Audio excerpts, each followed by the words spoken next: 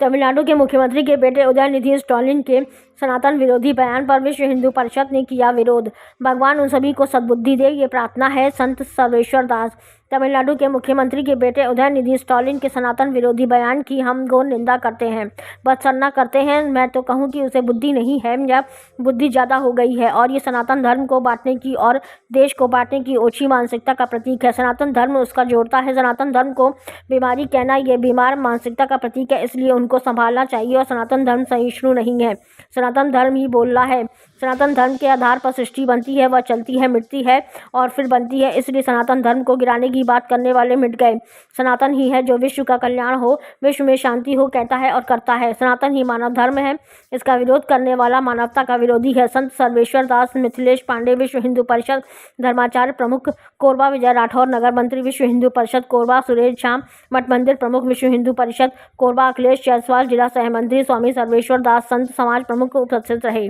तमिलनाडु के मंत्री उदयनिधि स्टालिन और सांसद ए राजा के विरुद्ध एफआईआर दर्ज करने की मांग। विश्व हिंदू परिषद बजरंग दल के कार्यकर्ताओं ने सनातन विरोधी बयान देने के विरोध में तमिलनाडु के मंत्री उदयनिधि स्टालिन और सांसद ए राजा के विरुद्ध एफआईआर दर्ज करने का आवेदन थाना प्रभारी सिविल लाइन थाना जिला कोरबा को दिया गया। आवेदन देते समय विहिप और बजरंग दल के जिला और विभाग कार्यकारिणी सदस्य उपस्थित थे।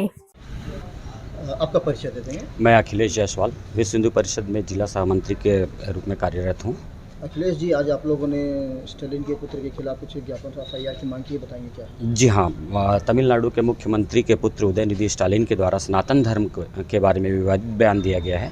उसके साथ साथ कल ए राजा के द्वारा भी सनातन धर्म की तुलना एक HIV और कुष्ठ रोग के तौर पे की गई है, जो एक धार्मिक भावनाओं को आहत करने वाली बात है। और इस तरह के बयान उनके द्वारा लगातार आ रहे हैं, जिसके लिए हमने एफआईआर दर्ज करने की मांग की है और उसका ज्ञापन जाके यहाँ पे थाना प्रभारी सिविल लाइन को सौंपा है।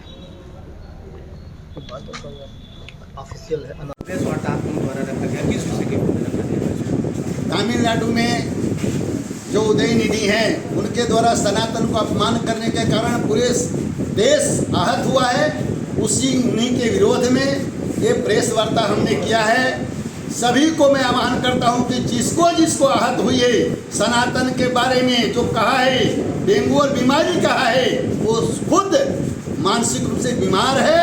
ऐसे उनके भाषा में उनको मुंहतोड़ जवाब देने का अवसर आ गया है। इस बात को बताने के लिए मैं आपके बीच में आया हूँ। दूसरा कहूँगा कि जो आहत लगा है, सभी को थाने में जा करके उसके विरोध एफआईआर दर्ज कराना ही चाहिए।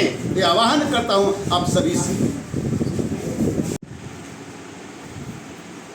सनातन को रक्षा करने के लिए हमारे संत केवल कहते नहीं हैं या हमारे सनातन के लोग कहते नहीं हैं, करके दिखाते हैं।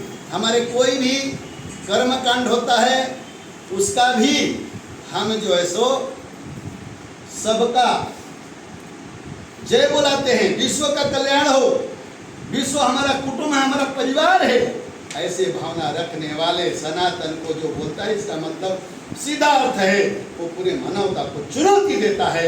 और मानवता के रूप में हम सब हैं। सभी को मिलकर के ऐसे समाजद्रोही, देशद्रोही हम नहीं कह सकते, समाजद्रोही, मानवता के द्रोह करने वाले को उचित उसकी भाषा में जवाब देने का समय आ गया है। और उस चुनौती को संत समाज ने स्वीकार किया है। इसीलिए छत्तीसगढ़ में हर जिला में हमारे 12 विभाग हैं, पूरे छत्तीसगढ़ में 34 जिला है। सभी जगह आप लोग के माध्यम से ये संदेश देना चाहते हैं, ऐसा दुस्साहस मत करो, अपने आप को समाप्त मत करो, अपने आप का खुद दुश्मन मत बनो। सनातन का सम्मान करोगे तभी बच पाओगे, क्योंकि सनातन सबका सम्मान करता है। इतना ही कह करके मैं अपने वाणी को 2 शब्द विराम दूंगा।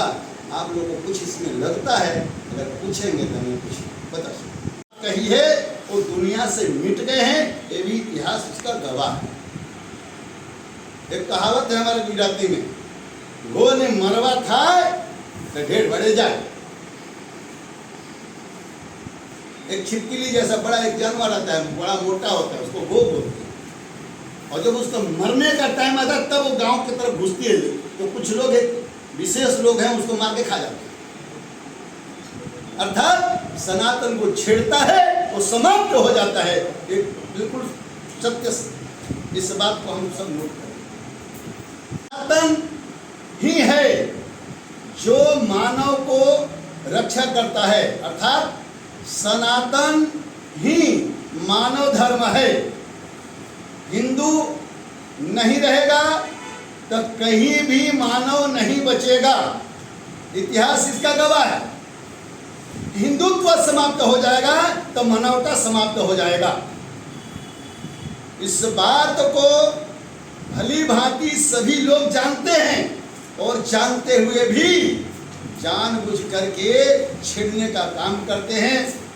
तो निवेदन आप लोग के माध्यम से पूरी जनता को और समाज में इतना ही कहना चाहूँगा, इस देश में ही नहीं पूरे विश्व को अगर शांति चाहिए तो सनातन की तरफ लौटना पड़ेगा। मानवता की रक्षा करना हो तो सनातन की रक्षा करनी पड़ेगी और सनातन के अंदर जो हिंदुत्व है उसका भी रक्षा हमको करनी पड़ेगी। हम सब जानते हैं सनातन में एक चींटी से लेकर के हाथी तक का चिंता जो करता है वो सनातन है। प्रकृति का जो पूजा करता है वो सनातन है। जरा सनातन के बारे में हम सोचे, एक गाली सुनने के बाद सर से धड़ से सर अलग कर देने का क्षमता रखने वाला व्यक्ति 199 गाली सुनने के लिए तैयार है। उसका नाम है कृष्ण।